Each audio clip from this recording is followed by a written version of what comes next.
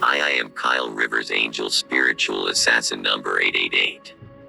Spiritual insanity. A couple years ago I met with a 28-year-old woman who told me of a struggle she faced. She was dissatisfied. Growing up, she had sensible desires for her life, a reasonable husband, a nice family, and a moderate house. Soon after college she married a really good man. They both found good jobs in their fields even. They bought a nice house. And a year later they had a healthy baby boy.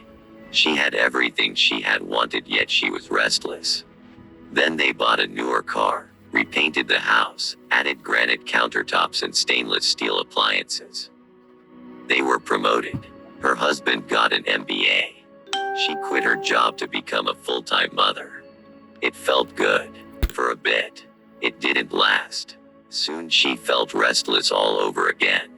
She asked herself, is this all there is? She saw the same restlessness in her friends, going after raises, cars, promotions, and kids. Then she read an Einstein quote. Insanity is doing the same thing over and over, and expecting a different result. She said to me, I wonder if we're all spiritually insane. It's everywhere. We all know people who live frantic lives of fidgety discontent.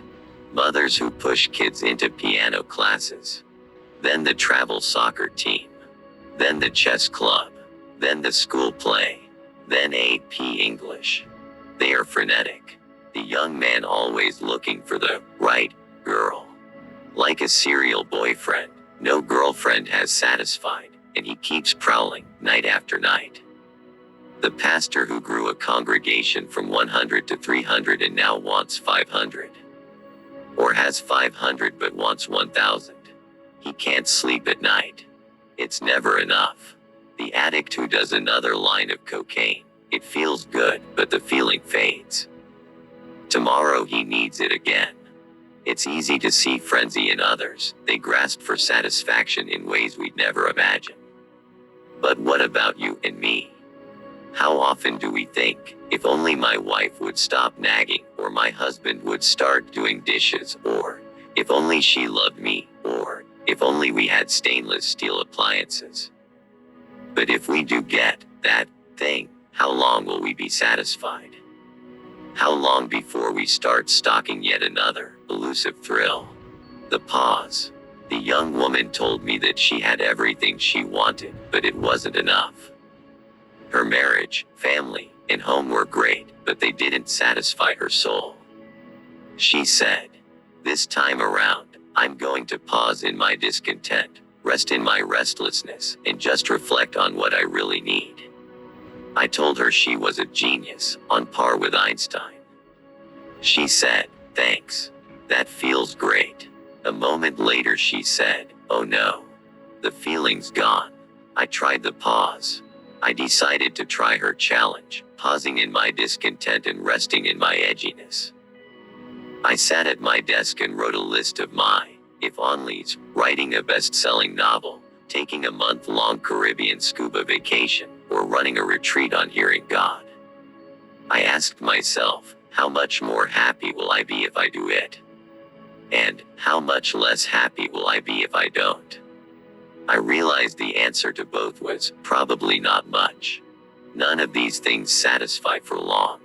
So why do I impatiently push for them? What am I really looking for? I must be spiritually insane. As I reflected on my insanity, I read a C.S. Lewis quote. Creatures are not born with desires unless satisfaction for these desires exists. A baby feels hunger. Well, there is such a thing as food. A duckling wants to swim. Well, there is such a thing as water. We feel sexual desire. Well, there is such a thing as sex. If I find in myself a desire which no experience in this world can satisfy, the most probable explanation is that I was made for another world. It's right and normal to want and have food, love, homes, families, and careers. But the satisfaction of these desires will never bring the satisfaction of the soul that we crave.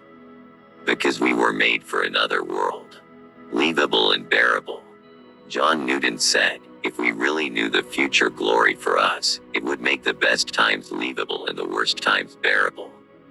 That is exactly what I want. Something today, my knowledge of tomorrow, that brings life to everything. There is a deep spiritual longing in our souls.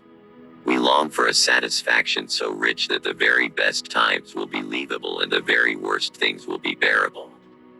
It's the future glory in store for each of us. And knowing that future, even knowing its existence, brings us rest for our restlessness today. And I thought all I needed was a stainless steel toaster.